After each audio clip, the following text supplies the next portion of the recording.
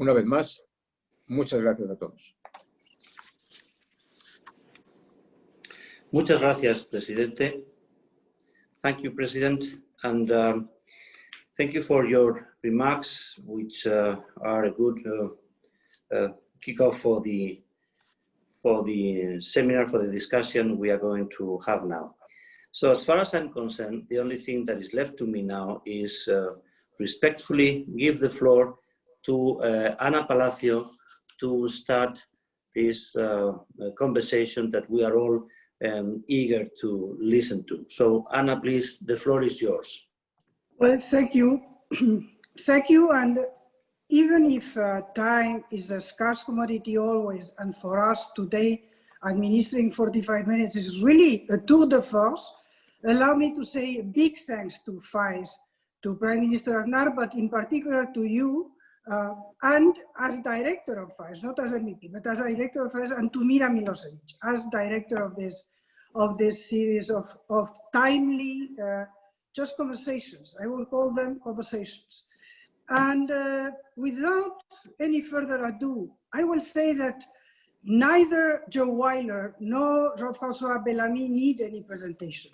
I mean, you all know them. Joe Weiler, I will just say that he is the maître à penser, el maestro de muchas generaciones de europeos. Un pensador a quien seguimos, yo la primera, yo soy el número uno de su club de fans.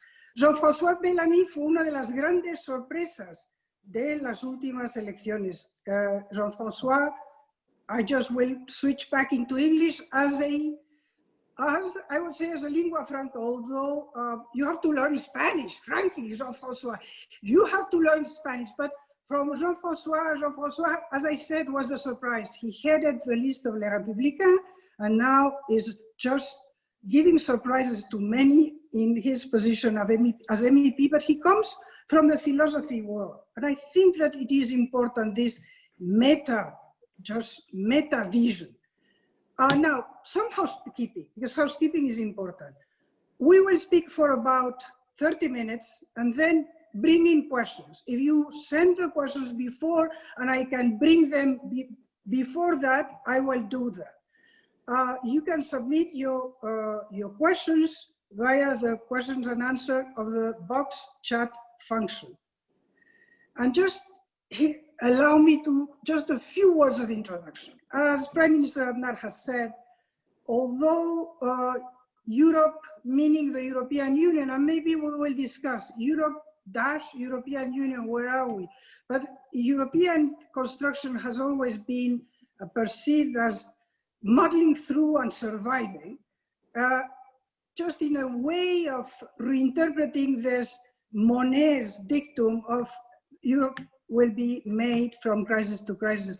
But this was a different crisis, and I fully agree with Prime Minister Aznar. I think that this crisis, among many other things, was a catalyzer of processes that he has mentioned, and I will just focus on Europe in this process. I think that we have clearly a reaction towards globalization that has pushed regaining sovereignty. We are in an intergovernmental moment in the Union, or maybe this is one of the questions that we have to ask ourselves. Are we in an intergovernmental moment? And if yes, what does this mean?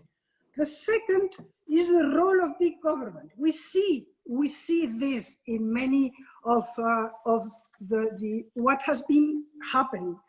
And frankly, my third issue would be the relationship between state and the citizen and the impact for the European social fabric.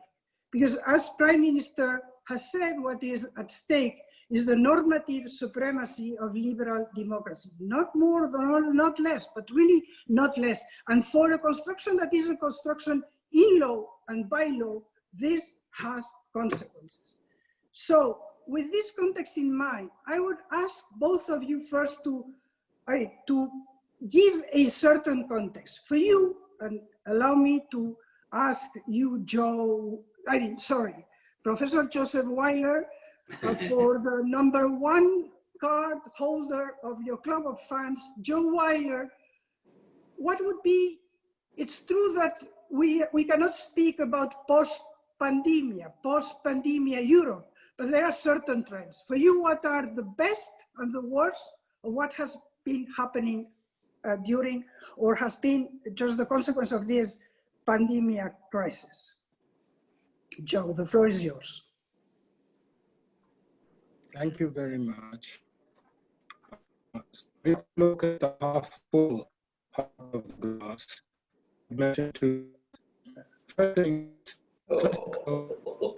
you have a problem with your Wi-Fi.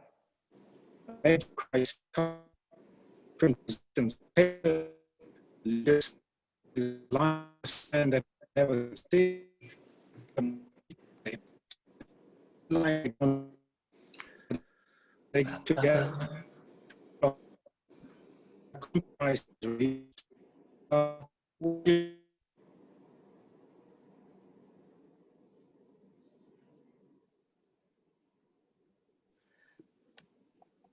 Joe, I mean, your voice come hashed out.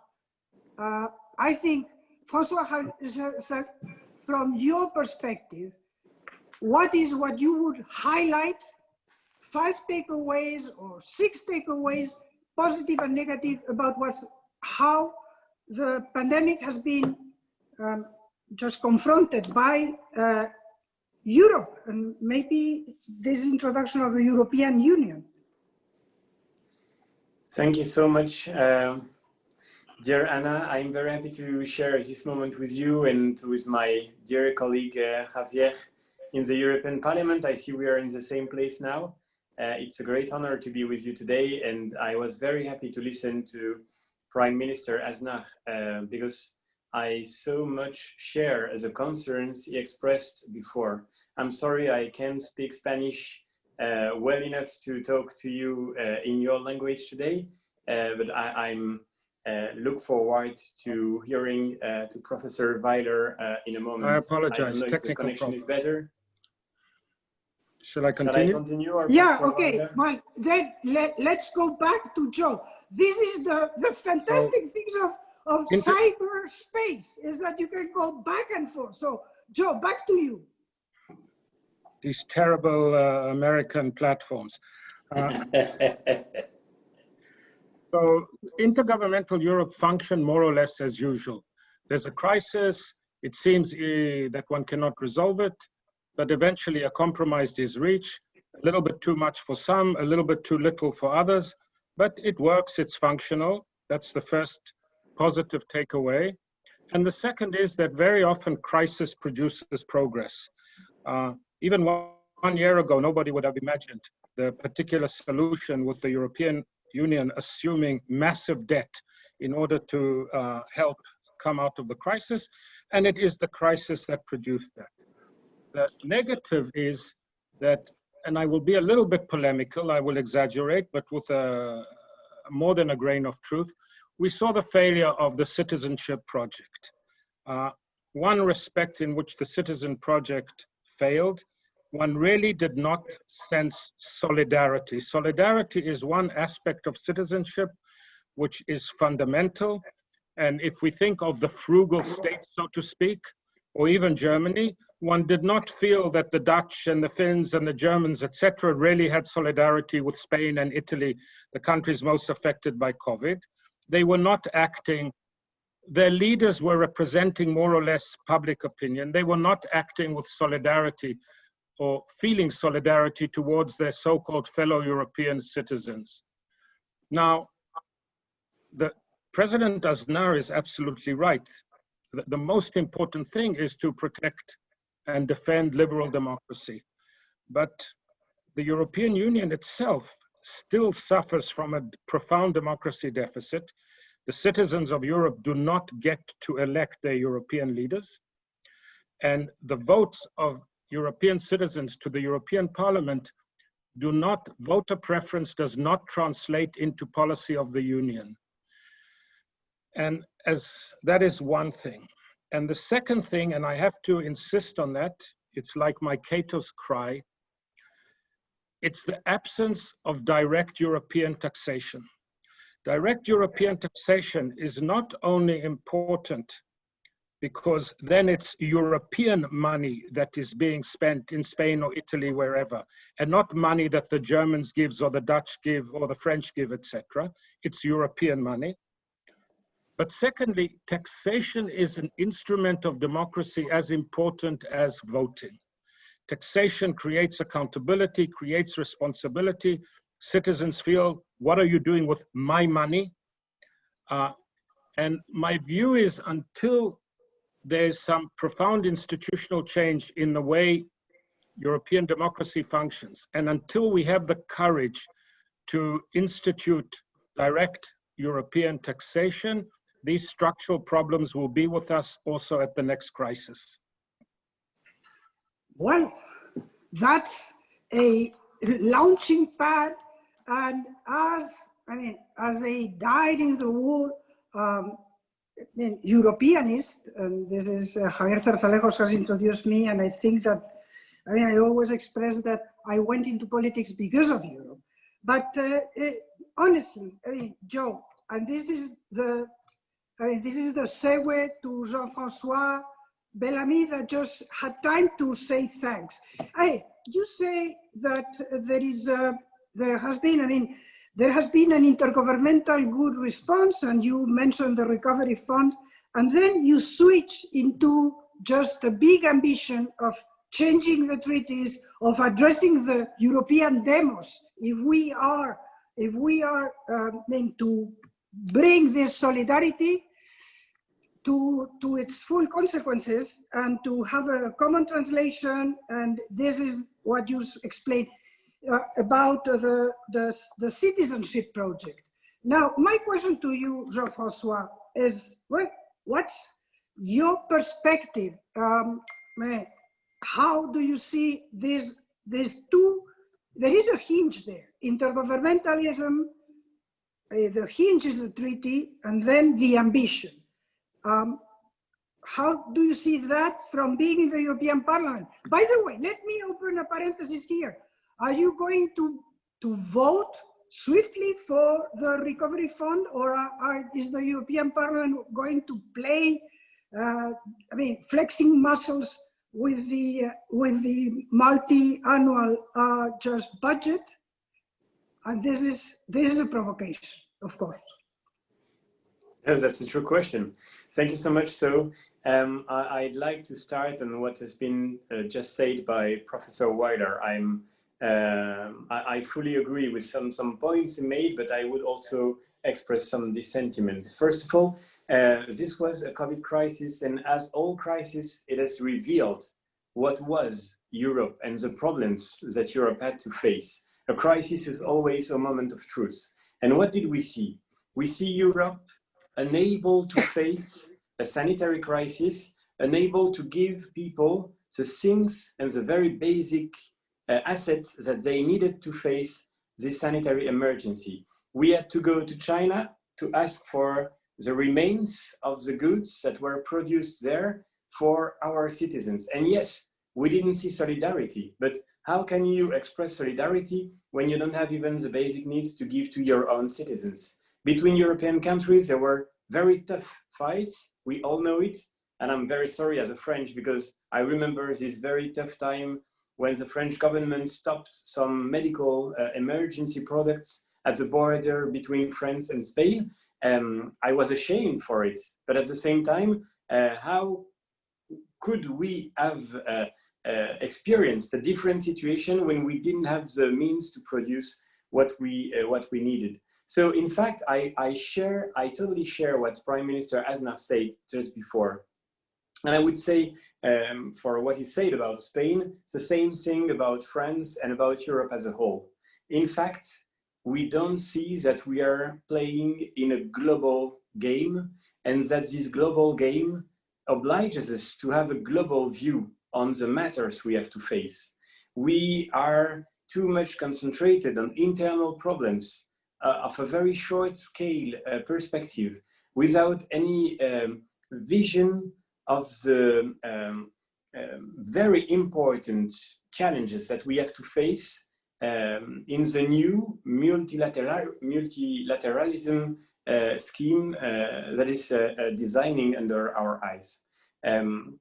My view is that this is a moment for Europe to stop producing rules and start having strategies, to stop creating new constraints and try to have a new vision for the future and invest in common strategies for the years to come. It will be, of course, necessary in health, and everybody sees it now, but the next crisis will not resemble the past one. We all know it. The next crisis could be on the food supply, it could be on security issues, it could be on defense matters, and so we need to be prepared in all strategic fields, especially, for example, when it comes about digitalization, data management, data processing, because this is a condition of our freedom for tomorrow. And as you said, Prime Minister Aznar, of course, and this is a very important responsibility of our moment for the future, we have to save the very ideal of liberal democracy and the very possibility of democracy for the future. So that would be my first remark. And I see it especially when it comes about ecology and climate change. Of course, we need to make efforts to face climate change. Of course, we need to change what has to be changed in our way of living, our way of producing. This is by all evidence crucial. But we all know that this is a global issue and that we won't solve it by local solutions. We have to make and to start making a priority of it in the internal conversation by using strengths, lever of strengths with other parts of the world. And for example, the internal market should be the first priority. The internal market is now very easily accessible from everywhere in the world. We should make it a condition for a lever on the ecological transition by, for example, starting to implement this carbon adjustment mechanism that will give back some oxygen to our industries, but at the same time push other parts of the world to address also this question of climate change. But this could mean a total disruption in the way Europe, as I see it from the beginning of this short mandate, in the way Europe sees the rest of the world and its own role in the rest of the world.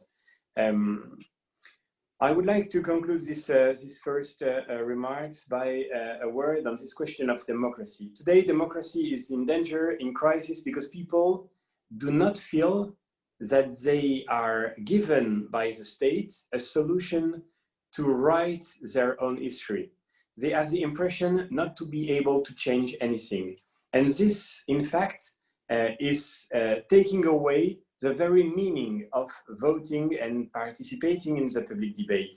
This is a reason why citizenship is collapsing in countries like ours, especially among the young voters that do not feel concerned about what is happening in the political landscape. So we need to give back people again the possibility to decide and to experience their capacity of decision. And I have to say that Europe has been one of the symptoms of this incapacity to decide. And Europe means for citizens, for example, in France, something that is against their democratic power. We need to face this question. We won't be able to solve it only by explaining people that Europe is a good project. We need to build a European Union that receives again the trust of the citizens. And the trust of the citizens cannot be obtained only by arguments.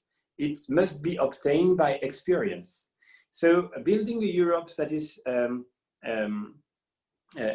a way able to answer the demands of the citizens. This is a reason why I would fear a lot the idea of a Europe that would see itself as a super state. I don't think that it could work. Why? Because Europe doesn't have the scheme of an empire. If there is a question of demos in Europe, it is because there is no European demos. We have many European people, and many European people with culture, historical references, historical rituals and habits that are not the same. And even the language, and we are experiencing today this question of difference of language, is also a condition for the democratic debate. European ideal is, I believe it very much more necessary than ever, of course. But this ideal is not the ideal of building a unique empire. It's the ideal of alliance of nations, sovereign democracies, building a democratic space and preserving their democratic sovereignty by the way that they build common strategies in a global world, in a world of global powers. This doesn't imply that Europe takes itself for the states or try to replace nation states. And it is a case, I mean, and I finish by it, when we start to think about common borrowing, common financing by a loan, a common loan of this European recovery plan, when we, as we know, do not have the single idea of the way we are going to repay this borrowing. And this is a problem in the way that we didn't agree on what implied this common loan. I think that it could become one of the symptoms, one more symptom of the democratic crisis if we don't face this issue. I think that we shouldn't try to use a crisis situation to enter in a logics that European citizens many times say they didn't want to be seen. So we need maybe to revive European ideal and European spirit by giving back to Europe its very foundations, making people feel at home in Europe and able to decide for their future, and do not try to take Europe for what doesn't correspond to its very precise spirit and scheme. Thank you again for this conversation.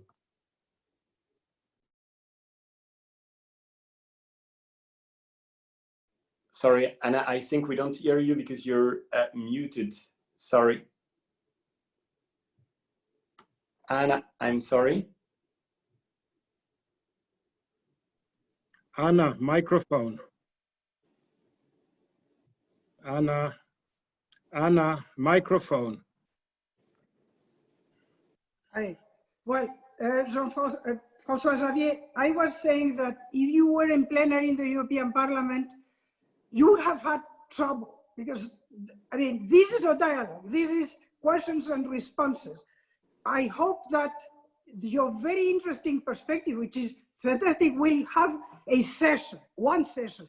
But today, as we agreed, questions, answers that are, I would say, more concentrated. Joe, I go back to you, and of course, I think it's turno de réplica. Of course, this is turno de réplica, but I will ask you as well to we are speaking about European Union. The question is clear. We are not speaking about Europe, but European Union, and there are differences, but I would like you to give us the context. So what is the European Union in the world? We have seen François-Xavier that just has brought us to this idea of sovereignty, sovereign states.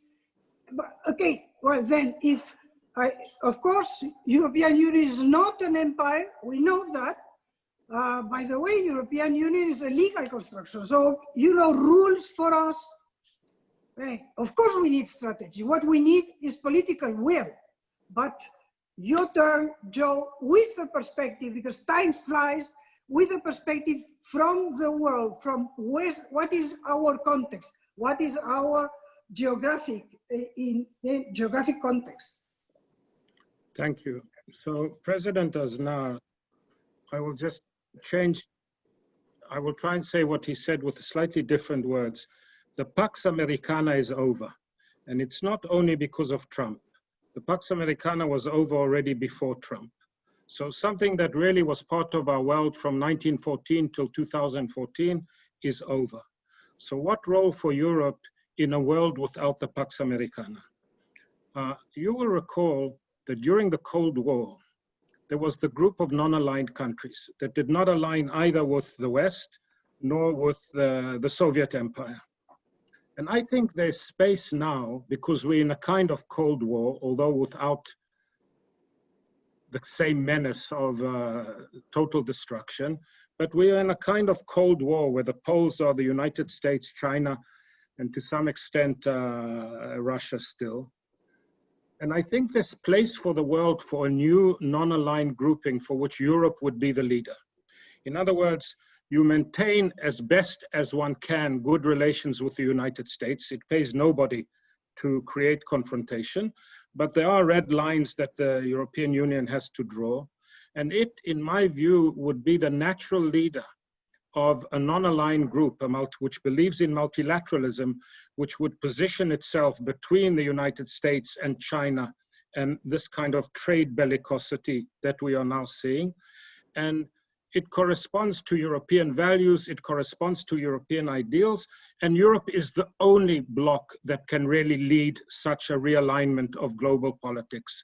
So we will have the United States, we will have China, and then there would be Europe together with partners, ASEAN, from Asia, from Latin America, from Africa, who would welcome this kind of leadership and position themselves between those two poles.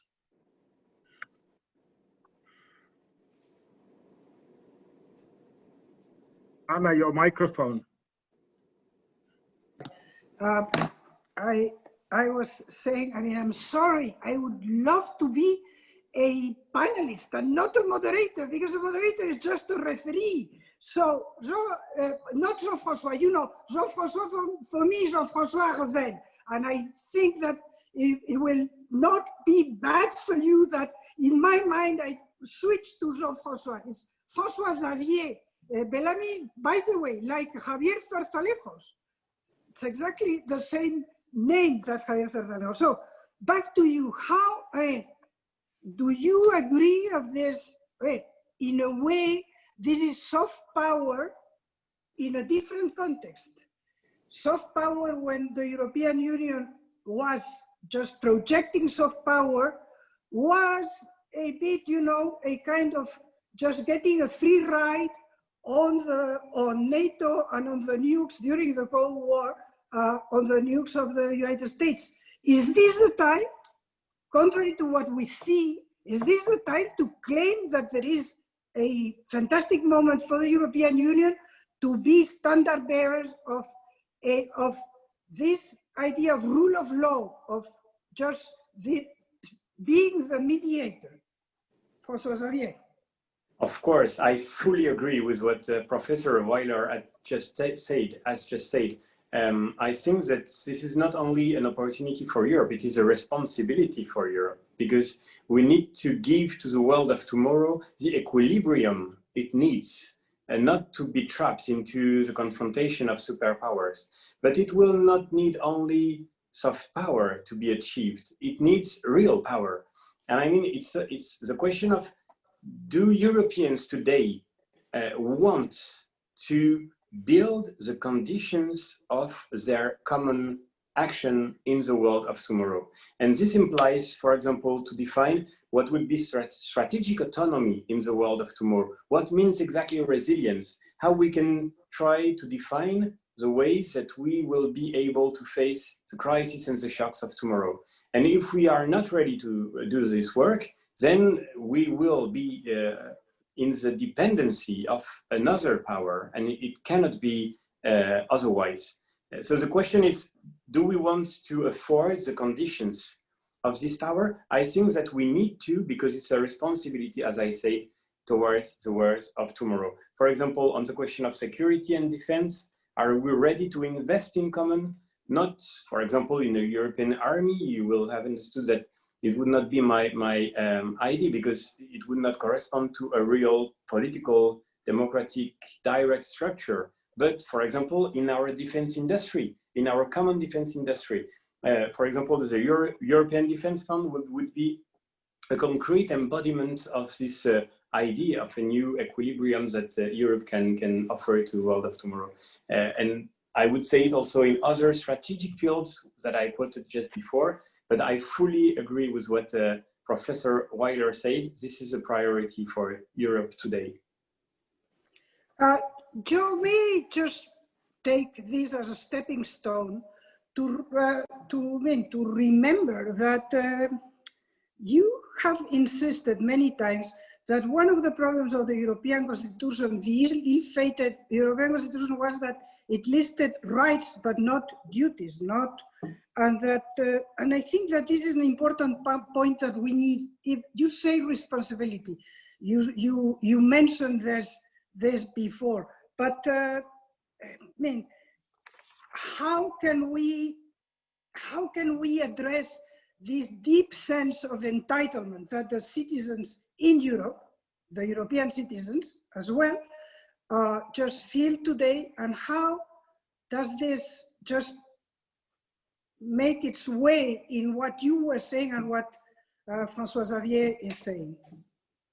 Well, the problem of a culture which is only of rights and entitlements and not duty and responsibility is a problem not only of the European Union, it's a problem of the member states. There's no European politician today who could go before his or her people and say, don't ask what the state can do for you. Like Kennedy said in 1960, ask what you can do for your state. The only politicians which have that message, and they are very clever, are the leaders of the populist parties. They do not shy away from talking about patriotism and the duty of the citizen towards the state and towards society. And you see that it has a great appeal. So what has to be done, Anna? It's for our leaders to face directly this problem and not to shy away. You don't enlist confidence and democracy by bread and circus. Citizens have to feel that it's also their responsibility, that if it's a problem, it's not just the state and public power that has to give solutions. And the only way to confront it is to confront it and to change the narrative of our politics to a narrative which combines rights and entitlements, of course, but combines it also with duties and responsibilities. So that's how you confront it. You confront it by confronting it. In the end, we go back to what... Excuse me, I just want to add. Oh, sorry. Because both François-Xavier and I, each one, and together we are challenging two taboos. One taboo that I challenged was, we have to speak about European taxation. How can you be a citizen in a polity and not pay taxes directly to fund this polity? And François-Xavier, in a very soft way, said, Europe has to take responsibility for its security. How can you be a polity which is not responsible for security and again relies on the cavalry from across the Atlantic for its security? So one just has to confront these problems by confronting them and changing the narrative and not being afraid to change the narrative. This would bring me to a question that I think that for the European citizens is not any longer clear. European Union, what for? And I think that this crisis may be a good starting point to go into what you are saying, because the European Union, I mean, the European construction or the European project was for peace. And this is very clear. It was for peace. But then it just morphed into being for prosperity. But the moment that the project doesn't obviously give you prosperity, and after the crisis in 2008, 2010, we saw that, what is Europe for? And what are the underpinnings of this European Union? Both of you have spoken about values, have written.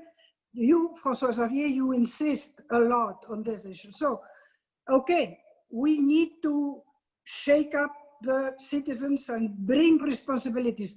But what is the meta responsibilities? Based on what? Look, I can give you the way you pose the question is part of the problem.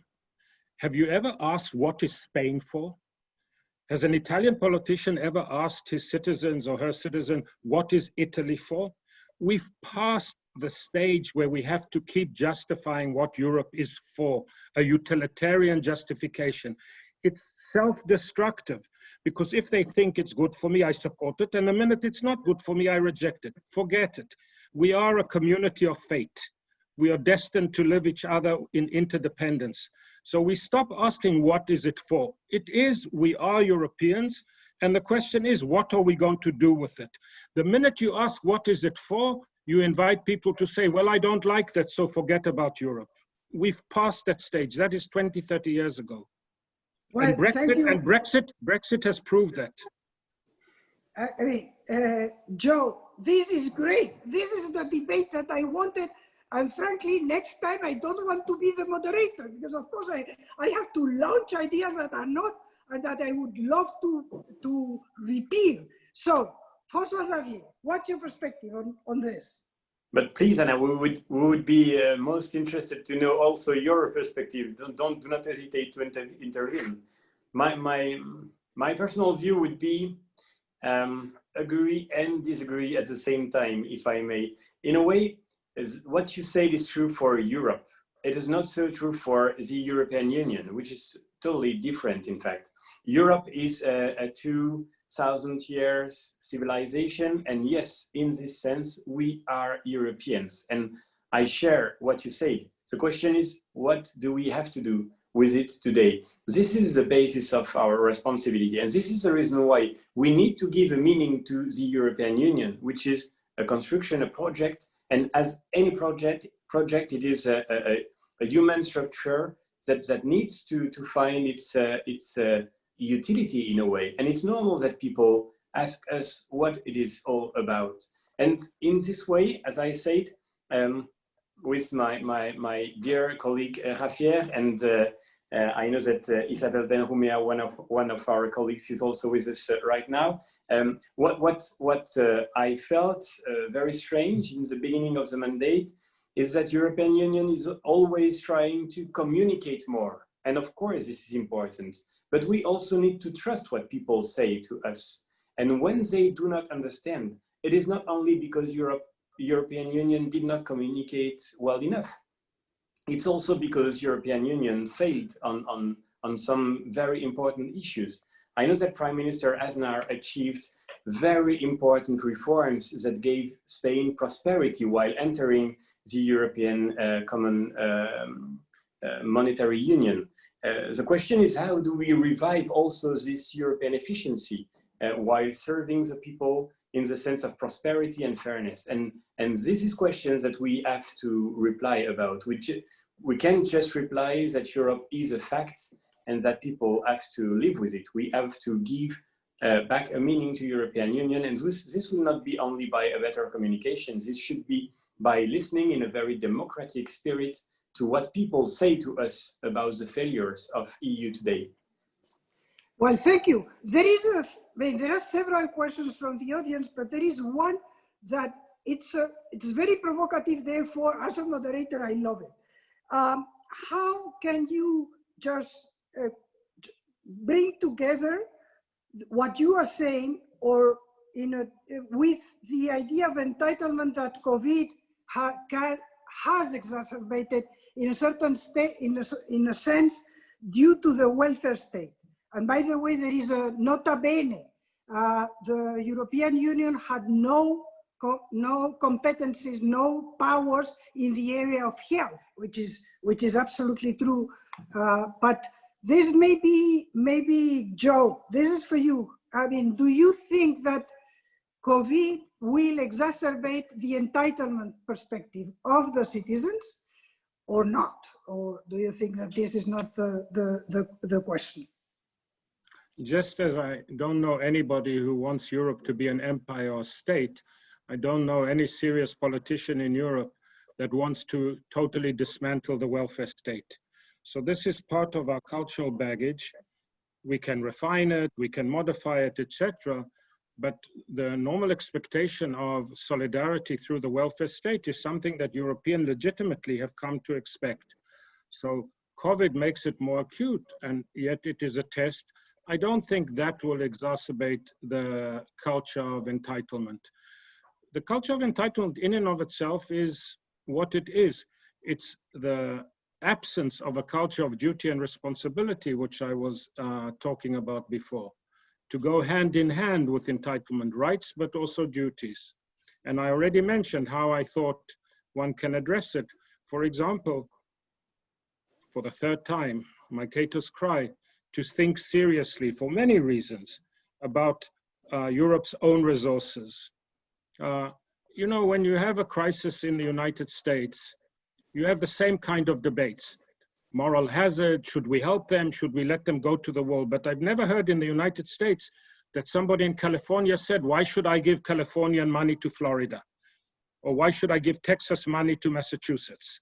And the reason is not because they are better citizens, etc., because it's not California money. It's not Massachusetts money. It's American money. It's federal money. And Europe has to be in that position. Well, thank you. Thank you. And there is, there are several questions, and unfortunately, we won't be able to address all of them. So Faes, make a second part of this dialogue. But this is an interesting question. Given the difficulties of treaty change, leaders could be forced to pursue creative ways of pushing EU objectives and policy goals, including the so-called backdoor integration.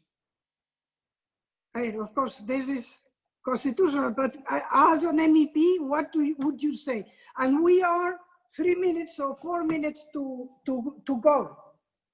In 30 seconds, I'd say that yes, I think that we can have very creative approach of Europe and European Union functioning today.